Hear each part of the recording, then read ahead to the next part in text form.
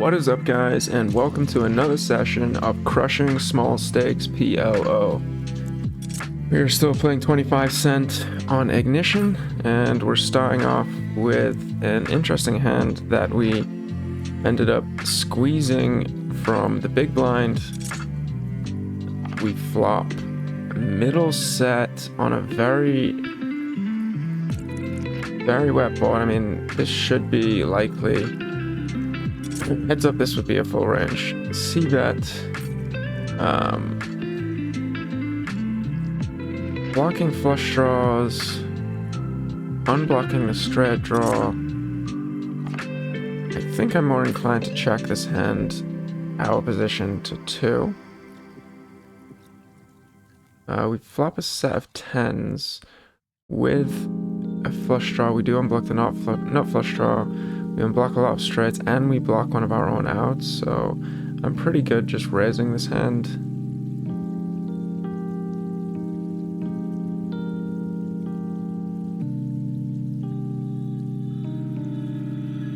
Pretty good turn. Question is, set to pot ratio of 2. Do we have enough equity to just get it in? We block in it one of our outs. I mean, I think we can call one.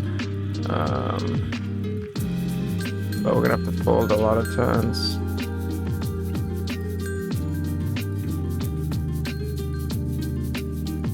And we might even have to fold that turn. And I guess we could call with the flush draw missing. We kind of are getting close enough equity. Get him pot the flop. I mean,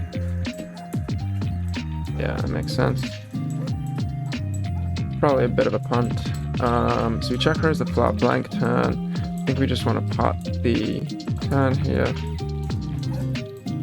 We could size down a little bit, given that we do unblock a lot of stuff. Everything misses. So we unblock. We make it less likely that he has diamonds in his hand, right? But we also block like the mid hands, like sets and 2 pairs with the 5. So it is likely that he just has a draw, but I think that we just have to shove for the half pot size bet left. We do see the call, and we take it down. Yeah, so we'll be interested to see how to play that spot in a 3-way pot, whether we are just check folding the flop, given that we block a jack and we block a flush draw that could potentially be in our opponent's bluffing range. So that'll be one that we look at afterwards.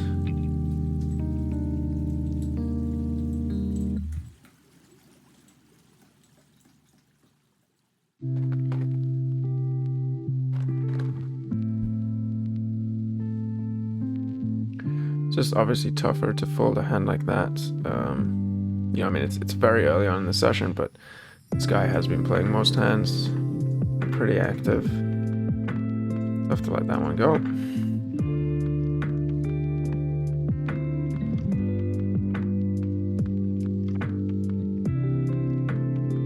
Running the trip suited king high, and we get some decent aces in the big blind.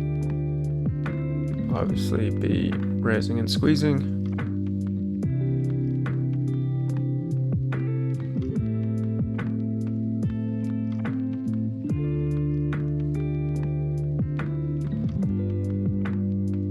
So that is a pretty good result. Otherwise we likely would have gone 4-way to the flop here if we were just raising the limp.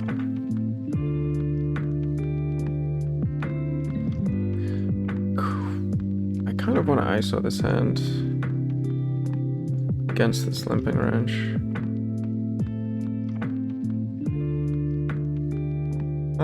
So this is basically 100% c-bet.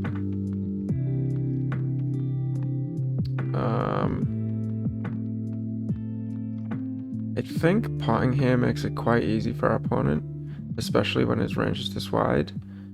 I do want him to continue with some overpairs. king tens. Our hand isn't that strong, so it's a little weak to be betting that small with. Usually we want some stronger hand, but with the backdoor flush draw,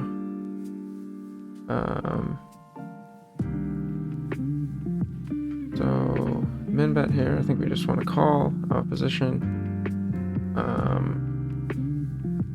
Once we check call out of position,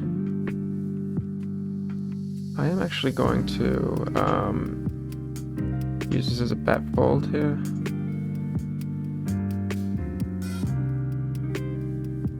And then we'll look to check raise the turn.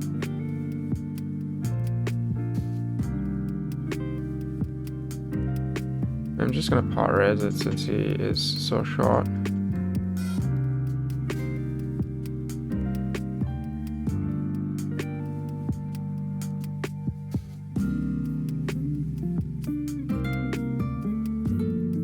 Fold.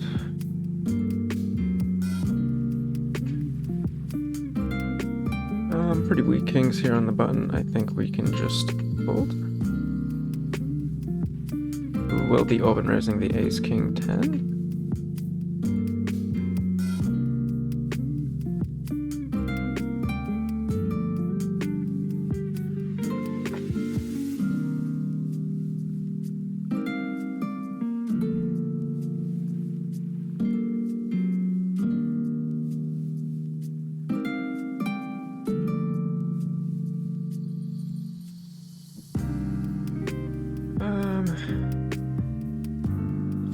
This may just be good enough to open.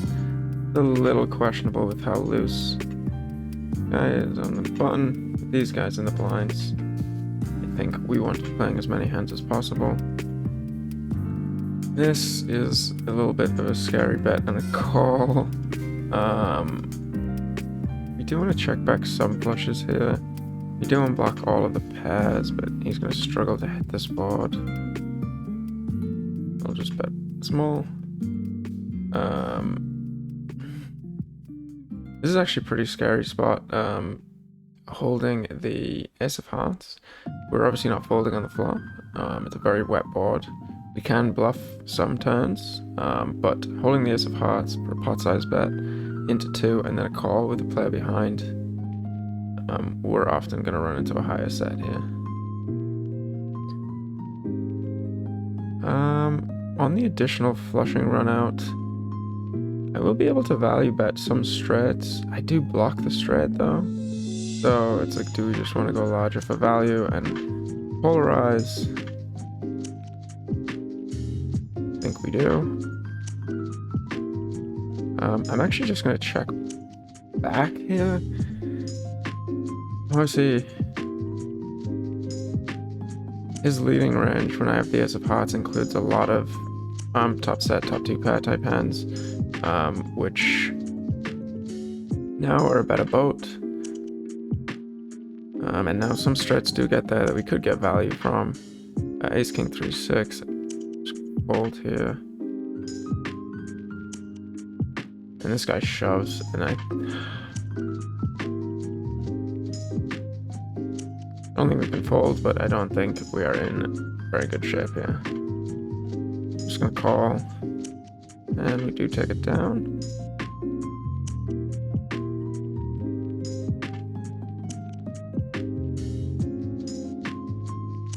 So we did run into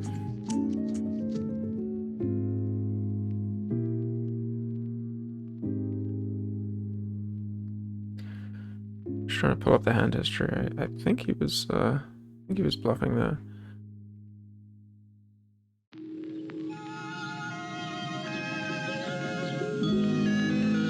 Oh, so he did river a straight and jammed for value. So obviously beneficial check back on the turn there.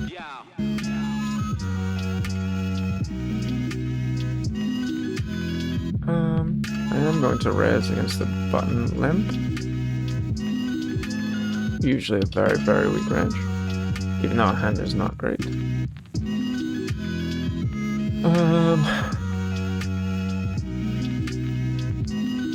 Could definitely bet fold this hand. think I prefer going for a check call. 2 overs to the jack. A weak, not a weak, but a medium flush draw.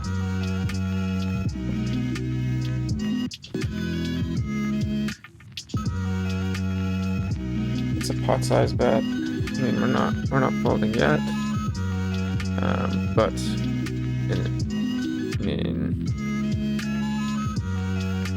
we're so shallow.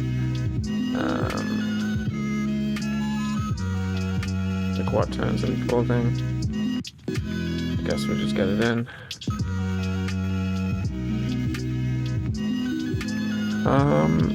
Do we want to see that?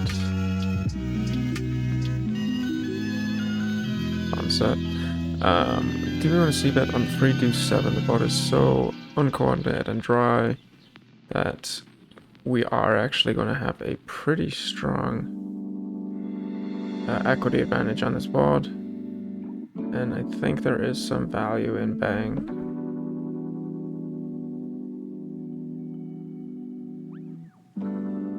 We do get raised,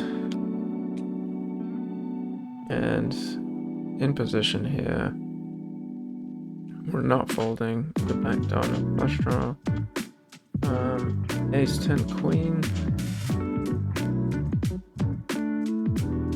I am actually gonna lead specifically against this guy. I don't have straight blockers. I also don't block spades, and I can't get value. Let's time down over there. So we do turn 2 pair. This guy jams. Can't fold now. And we run into a better 2 pair.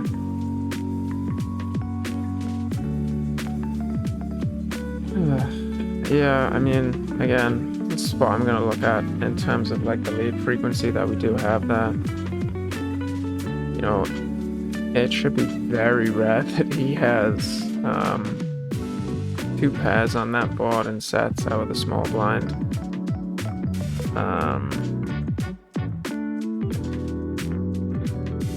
You know, especially like playing his VPIP, you would expect it to be a lot higher pocket pairs, etc. But we do run into it there.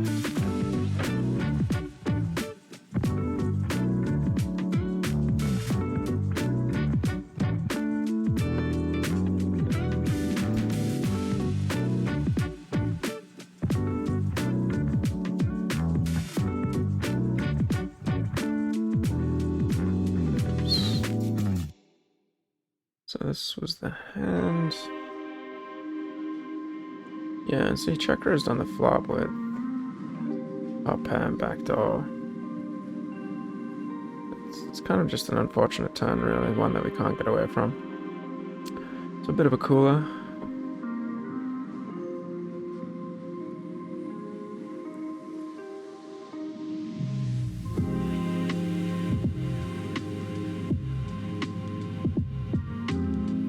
Seven, 6, 5, 10. Definitely not good enough to call.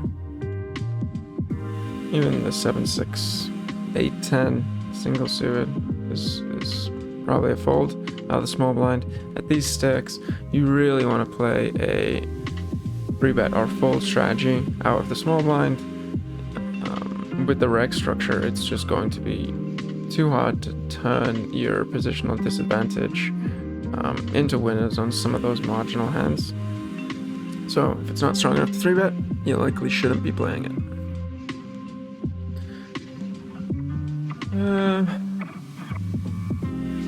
We go to the flop hive way and flop top and bottom. I kind of want to raise here. There we go. I think it's high frequency check. And we'll look to just check call. That is one of the worst cards for us. We buy better 2 pairs straights, and we will likely just be check folding to any serious aggression with not many outs to improve. Tempted to limp these terrible aces. and hope we get a raise and a call and then come over the top. We do not, but we have a pretty good flop. Can be a bit dangerous in limped pots. So yeah, we're just gonna fold to a pot size bet on the turn into 4 people.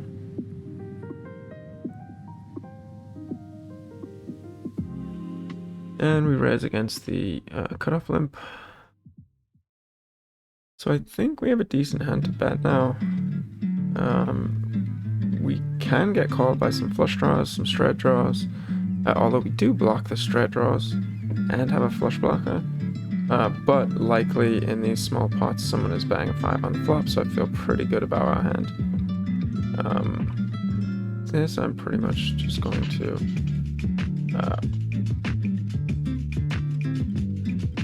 range c-bet. You get called. And given the dry nature of this board, you know, often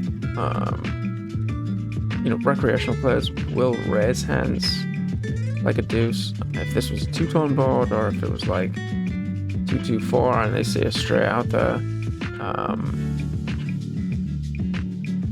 But this is a situation where he will have some slow play deuces because he just sees the board as like very locked down.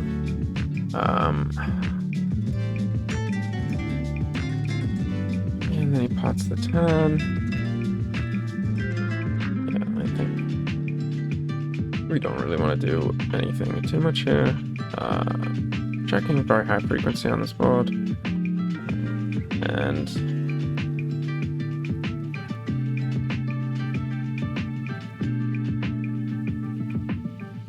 yeah, I mean, it's a tough spot to call with a player behind that. Pot size bet.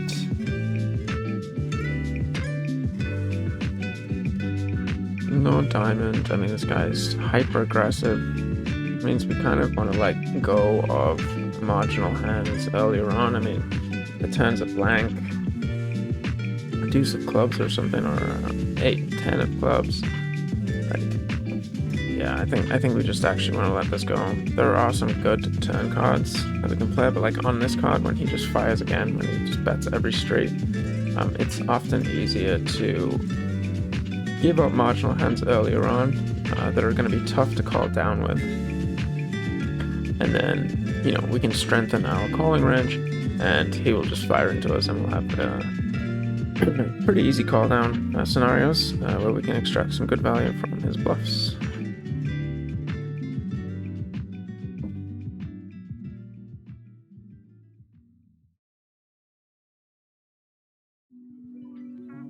So we obviously raise the aces. We get called so far by 3 people, and that's 4 people. We will not be c-betting this board. King high board, 2-tone, our position, 2 people. It's basically going to be a full frequency check. We have a queen blocker here, but not messing around. While we're in a small pot. We do, I think, have a bet now. We're likely going to get raised by hands that we have very low equity against, and we can get called by the king. We can get called by flush draws, straight draws.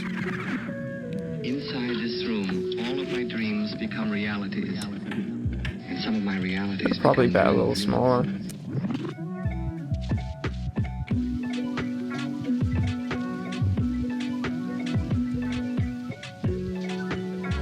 And now, given that we unblock all of the straight and flush draws, I am going to check and likely check call.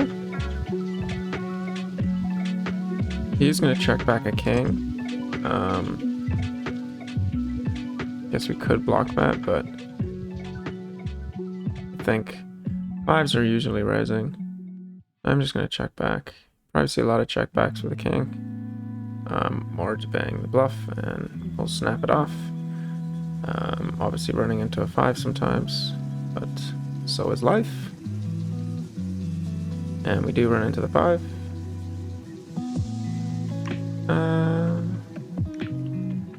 So we flop top pair and a gut shot over here, so we are gonna call.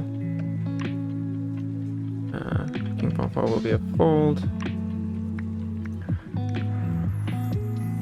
This is actually a hand that I am likely going to stab with. In multi-bet pots, I'm going to stab pretty aggressively in position.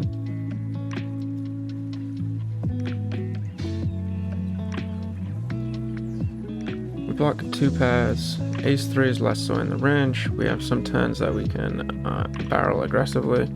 This one big blind sizing. I think I actually want to raise here. There's some equity when we get called.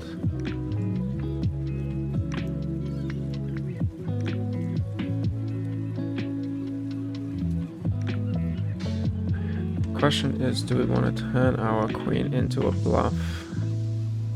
I think we do.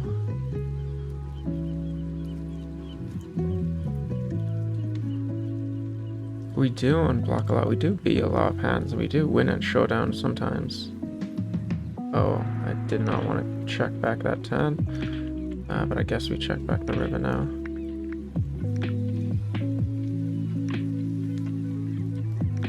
And that is a hand that we probably would have got the fold, but a small portion of his range that we would have been targeting. It's a close one. Again, another hand that I would like to look up. Was very tempted to fire that, and I think we would have got it through.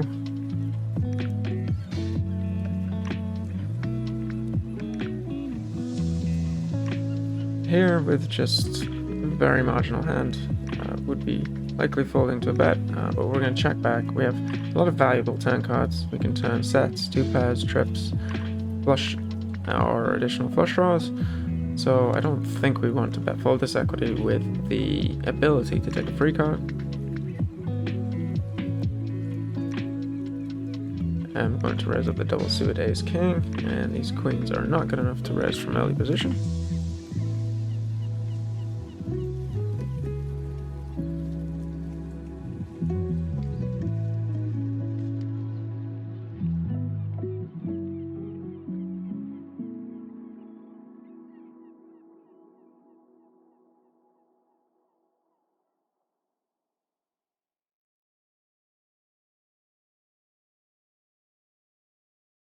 We will have some leads on the ace 5-5 with a backdoor flush draw. This is just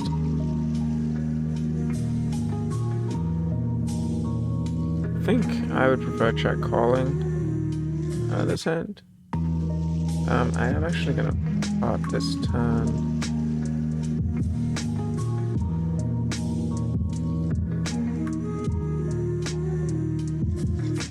Again, I think we can go for small sizing here. I think once it checks all the way through, again, I'm going to step very aggressively in position.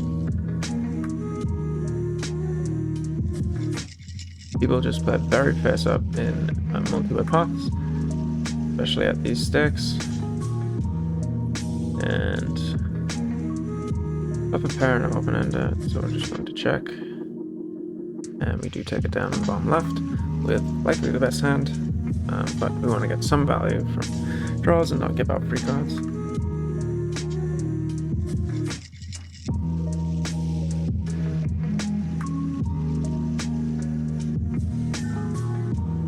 With a player behind, we can just fold. I mean, our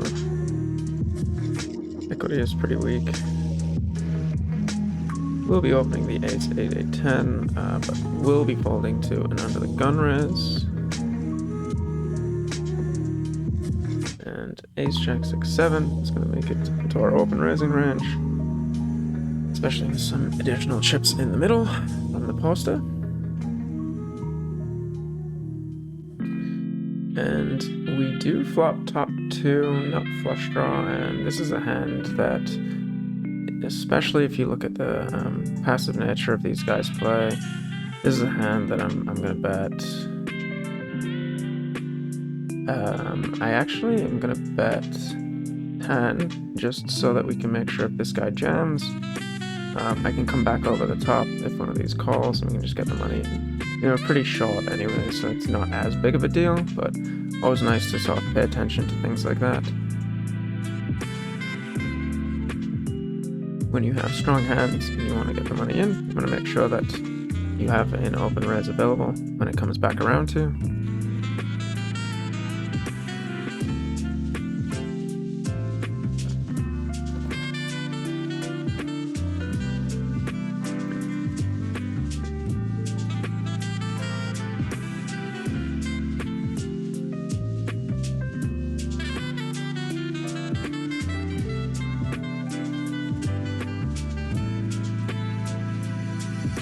We will open these kings, and I will probably ISO raise against these players, against this under the gun player who is just purely limping. We're likely going to get called from behind, but again, I'm okay playing against these players. I want to play as many pots as possible, even if I am out of position. Being out of position to this guy is very aggressive, as I said.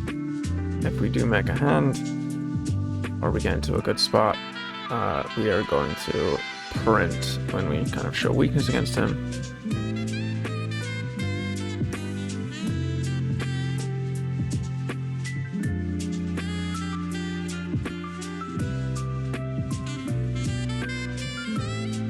So pair and open-ender, act on a flush draw, very marginal draw. Just want to check here. I mean, our outs are not so nutted.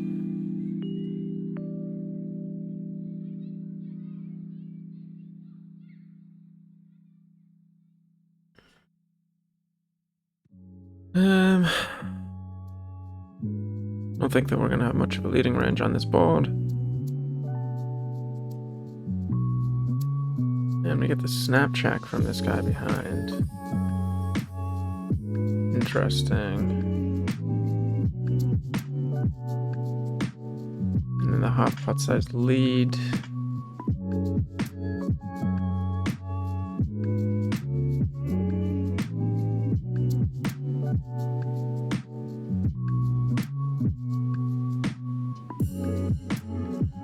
I'm just going to fold. But I'm tempted, given that this guy snap checked. I mean, this player seems like he's playing some soft higher ranges and might know something like that there's going to be a snap check and that he's pretty much given up on the hand, so he's only playing through me. So that didn't tempt me there. Here again, not really the best blockers, but we're facing double check in position, multi-way pot, people playing straightforward. We're just going to stab. And we do take it down. Sounds pretty close, but I mean, this guy on the button is playing 10% of hands. I'm sure he'll call this time now that I've said that. But yeah, I mean, makes my life easier anyway, I guess. But this is a hand I'd probably open on the button against weaker blinds, and you know, with this guy that's playing 10%, I almost look at it as my own button. In that case, when we open with the marginal hand, though, he does decide to wake up and 3-bet. Here, we are going to call the min raise.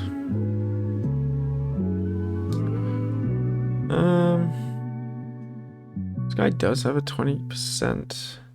I mean, I have no leading range. There's a very, very low likelihood that this guy has aces. I rarely see the min raise with aces. But we do block kings and queens, and so it makes it a lot more likely that he does have an ace-x type hand, which we're not going to get to fold. But it looks like he might be disconnected. So he's back. So we do turn 2-pair, and again,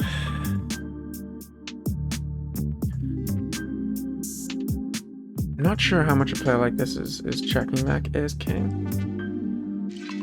But at the same time, we don't really need too much protection. We have good playability.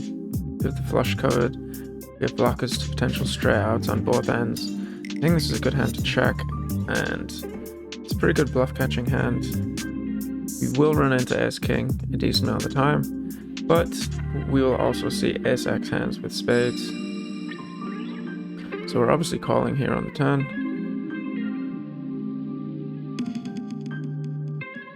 And that's an interesting card.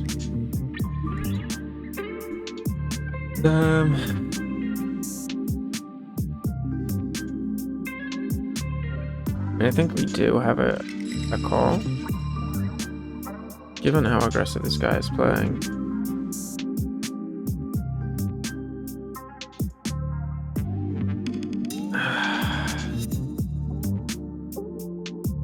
Not blocking the straight is not ideal. They would have had to bet pretty large with...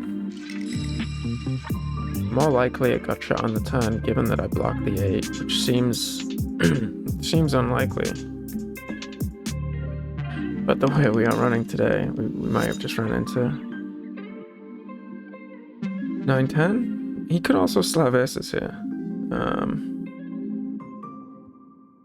I don't see that many people check back a flop with aces. I'm gonna look him up, and we do take it down. It's quite a strange bet on the river there.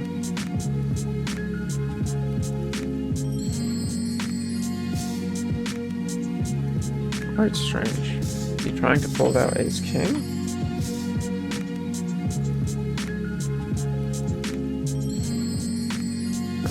For the 3-bet, we'll just be folding the double suited jacks.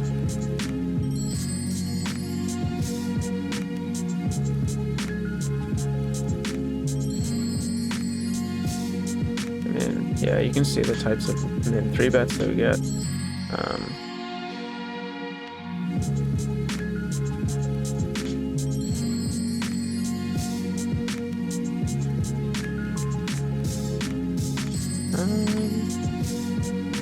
I'm actually going to call this in position against these two players. I will be raising the jacks. And I'll just fold this bet. Let's play this hand first. So we get min 3-bet. If I had ace, queen, jack, jack here, I would potentially look to 4-bet. But I am just going to call here.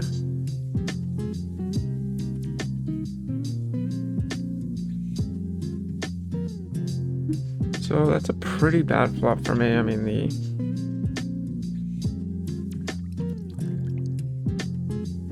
the under the gun player here is probably likely to have the best range here.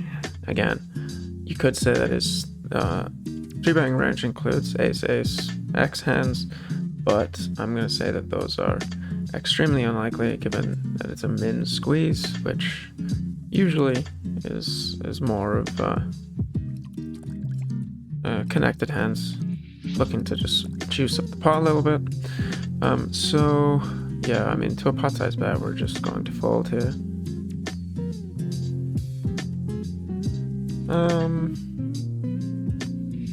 Two pair second nut flush draw.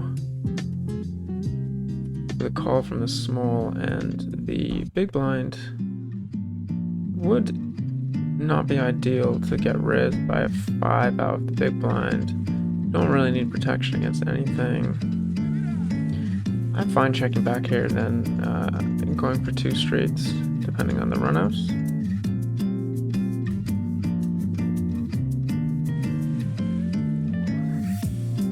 Probably gonna raise this ace hand against this 92% pickup guy. Here, I mean, I am gonna go for some small value. We can get called by weaker flush draws, and called by some overpairs with straight blockers, some pair and straight draw type hands.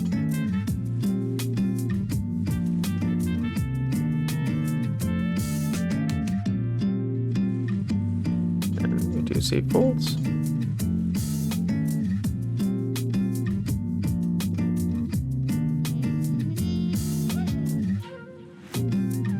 We are over the 30-minute mark here, so we're just going to make this the last hand. I mean, we're, again, seeing a lot of min 3-bets today, so we're obviously not folding in position, but we will be wrapping up after this hand, and we flop pretty well.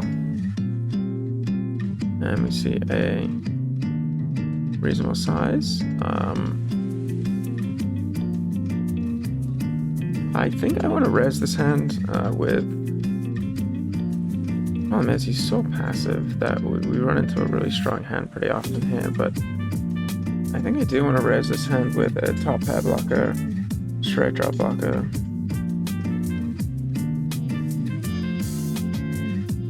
And 3 clubs. Yeah.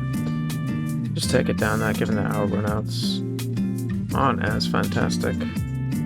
But we do have a lot of equity on the flop. So that's going to wrap it up for today. Thanks for watching, guys. And as always, check out the website at plopokercoaching.com for additional materials. And make sure you like and subscribe to get all of our latest content. We'll have some more stuff coming out this week, so make sure you stay tuned. And good luck at the tables out there.